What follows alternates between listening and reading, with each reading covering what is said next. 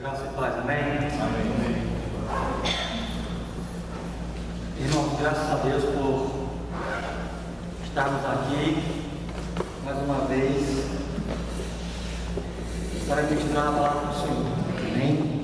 Eu gostaria então de dar prosseguimento à nossa temática sobre a provisão que o Espírito faz de liderança para o povo de Deus, e hoje olharmos para a provisão de Moisés e dos anciãos, de acordo com o que nós encontramos no livro de Números capítulo 11. Números capítulo 11. Números capítulo 11, inicialmente eu quero ler com os irmãos os versos 16 e 17. Números 11, 16 e 17, a palavra do Senhor diz assim: E o Senhor disse a Moisés: reúna 70 autoridades de Israel, que você sabe que são líderes e supervisores entre o povo. Leve-os à tenda do encontro, para que estejam ali com você.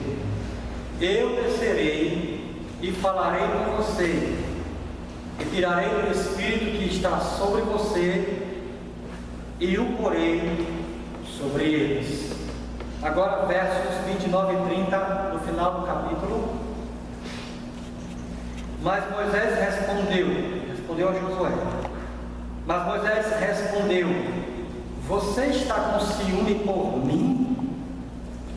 Quem dera todo o povo do Senhor fosse profeta, e que o Senhor pusesse o seu Espírito sobre eles. Então Moisés e as autoridades de Israel voltaram para o acampamento. Senhor, obrigado por esta oportunidade mais uma vez de estarmos reunidos como teu povo diante da tua palavra, na tua presença, para te bendizer o mundo.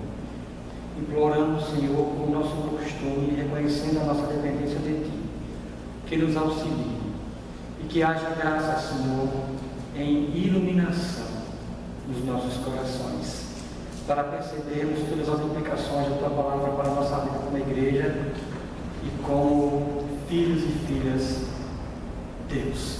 Em nome de Jesus é que nós Te imploramos isso. Amém e amém.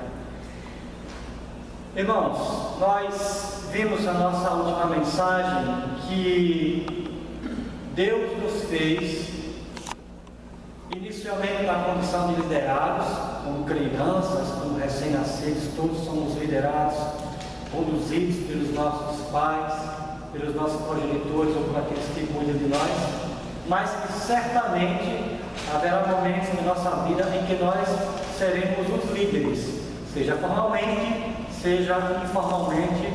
Isso é só uma questão de tempo.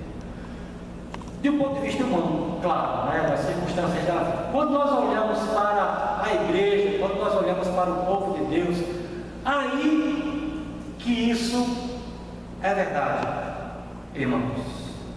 Quando nós olhamos para o projeto de Deus, particularmente num texto como esse, em que nós temos o desejo de Moisés, é que esta verdade fica clara para nós.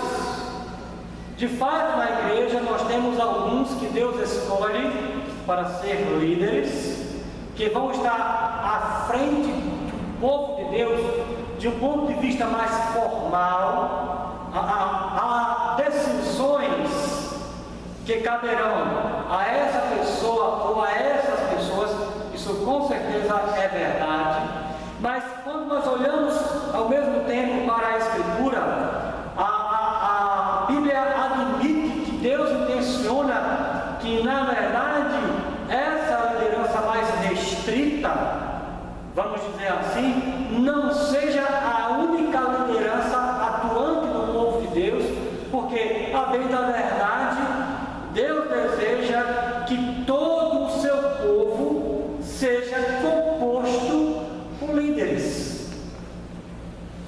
No nosso texto, particular, isso fica evidente, não simplesmente porque Moisés deseja que todo o povo de Deus seja profeta, e como os irmãos podem perceber, eu sugiro que depois leiam o texto com mais calma, no verso 16, do capítulo 11 de Números até o final. Como os irmãos poderão perceber, para Moisés, ser profeta aqui significaria ser capacitado por Deus para ser líder.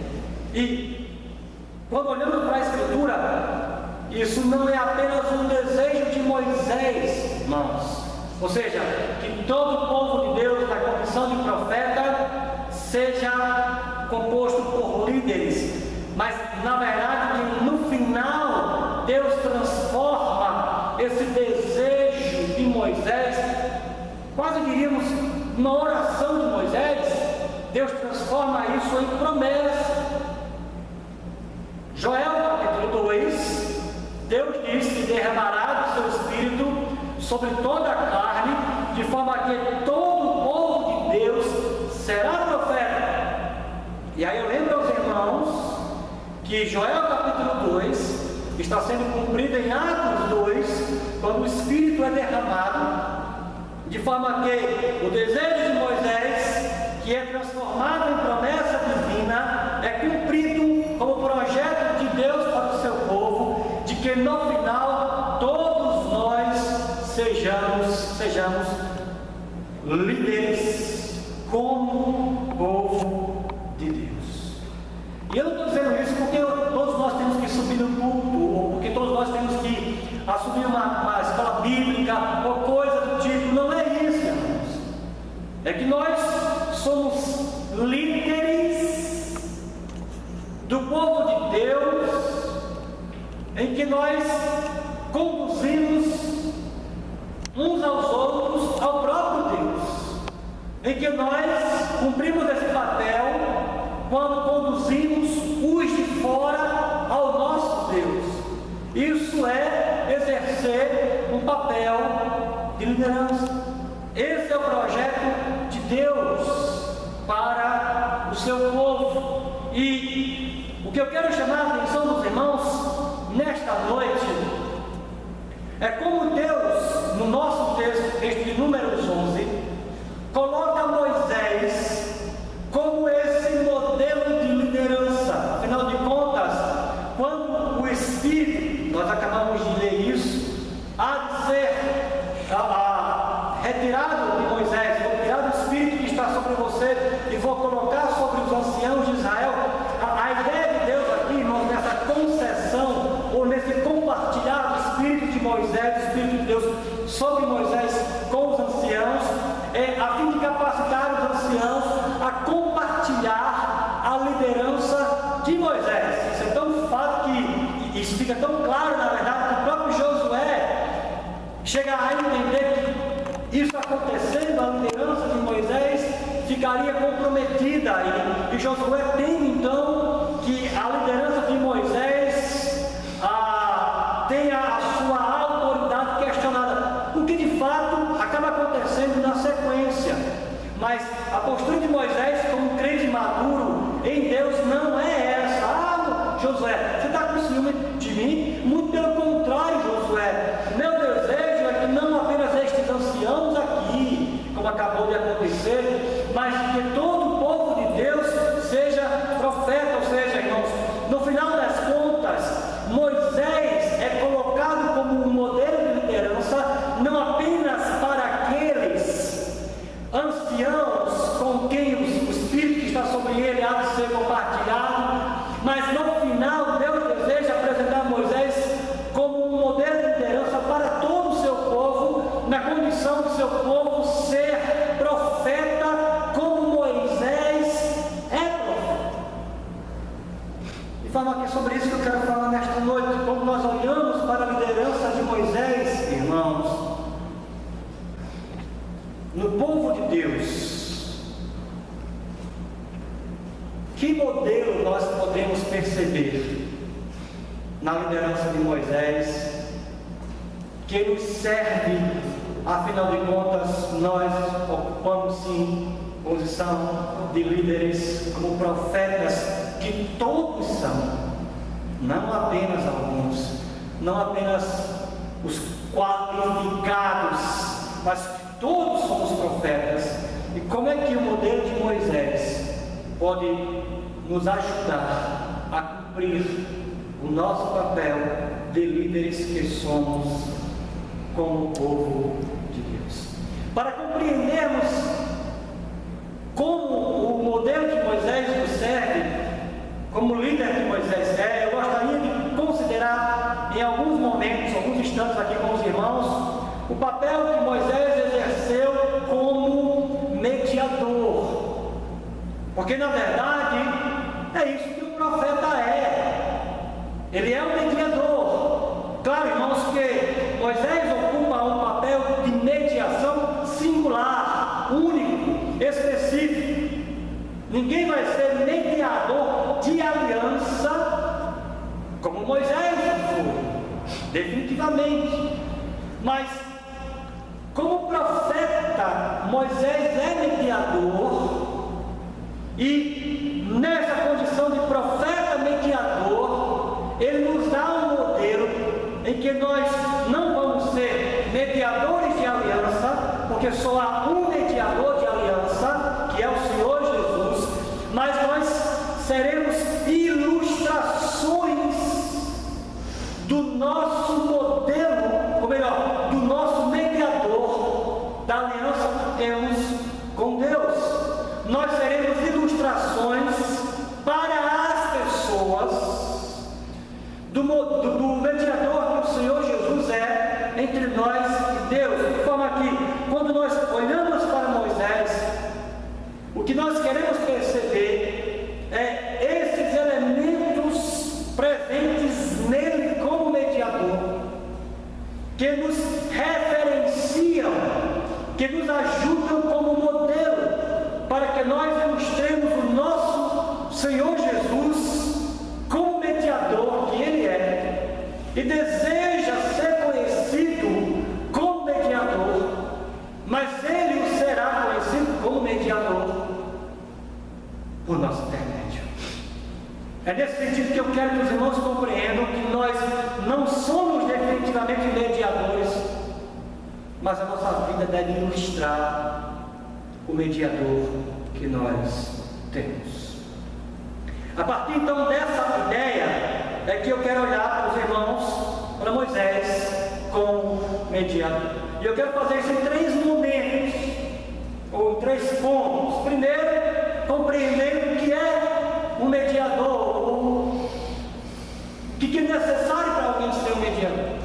Segundo, como é que Deus leva Moisés a ter o cumprimento dessas exigências para que alguém seja um mediador. E no terceiro momento, quais são as implicações dessas condições para nós como povo de Deus, a fim de que o modelo de liderança de Moisés seja por nós praticados, porque nós somos profetas e consequentemente líderes na qualidade de povo de Deus. Em primeiro lugar, então, irmãos, o que é um mediador e qual é a condição para ser mediador? De forma muito básica, de forma muito simples, podemos dizer que o mediador é aquele que se coloca entre 2 partes que necessitam de reconciliação, e aí vai promover exatamente a reconciliação entre ambas as partes. De forma muito simples, é assim que nós podemos definir o mediador. Agora, em termos ideais, para que alguém seja um mediador excelente, um mediador eficaz, ele precisa compartilhar de ambas as partes, ou seja, elementos que estão em ambas as partes precisam estar presentes no mediador, a fim de que ele possa fazer uma parte compreender a condição da outra. Talvez um exemplo disso muito vivo que eu posso dar é o relacionamento entre familiares. Por exemplo, se eu tiver um problema com a minha sogra, irmãos, eu não tenho problema com a minha sogra, tá? Eu vivo muito bem com a minha sogra, graças a Deus. ela me ama, ela me ajuda demais.